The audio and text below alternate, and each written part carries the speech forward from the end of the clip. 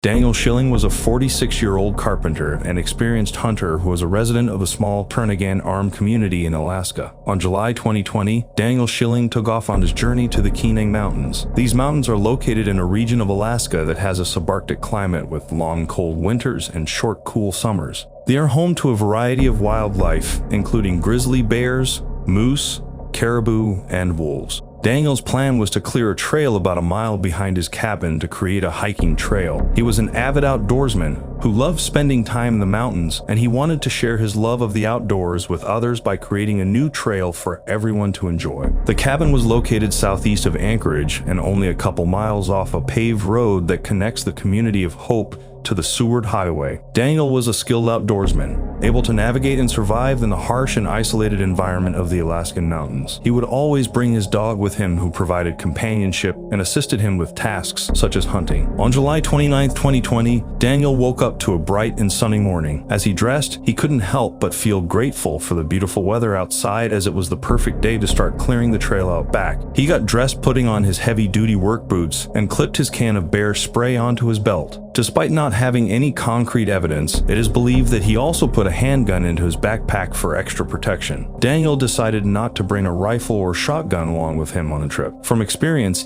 he knew that carrying these weapons on a long hike can be physically tiring and may weigh him down, making it more difficult to move quickly or comfortably. He decided that the canister of bear spray and his dog would be enough to fend off any dangers he may encounter along the way. Daniel loaded up his gear into the backpack, and then him and his dog made their way to the trail that he was planning to clear. He didn't take any food with him, as they didn't plan to be gone that long. The pair left his cabin, and he told his wife that they would be back in about 4 hours. Unbeknownst to him, he was slowly but steadily inching his way into his final hours. Upon arriving at the trail, Daniel started to hack his way through the thick underbrush and saplings. Sweat dripped down his face as he labored on, carving a path through the wilderness as the dog wandered around, sniffing the ground for any interesting scents. After a few hours, Daniel decided to take a break. By now, he was drenched in sweat after all the hard work he had accomplished, when suddenly, a giant black bear charged at him. It wasn't long before he heard the first growl. It was a low, rumbling sound that seemed to come from everywhere at once. Daniel froze in place, his heart racing as he tried to figure out where the grizzly was coming from. Its teeth were bared and its eyes were locked onto Daniel, who knew he had to act fast. He quickly reached for the bear spray and emptied out the entire canister onto the grizzly's face. This didn't faze the bear as it charged at him and knocked him to the ground.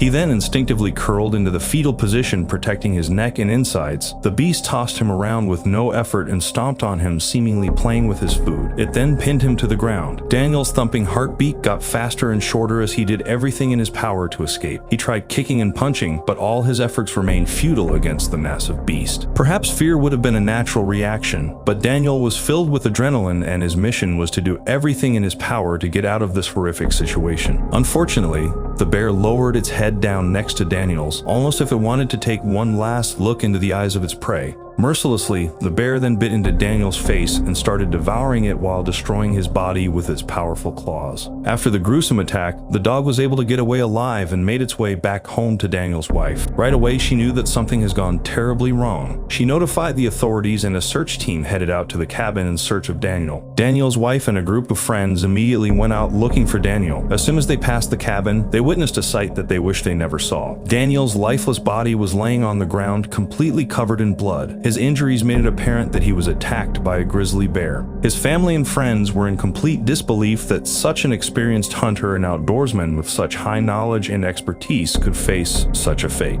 To this day, no one knows what provoked the bear to attack Daniel. While some bears may be afraid of people, others may view them as a source of food and approach them. Bears have varying reactions to humans based on their individual experiences and environmental factors such as food availability, population density, and hunting pressure. Daniel's friends assured that he did not have a gun with him because he wouldn't have hesitated even a moment to use it against the beast. Others speculated that his dog was the main reason for triggering and provoking the gruesome attack. Make sure to hit that like button and subscribe to the channel for more videos like this.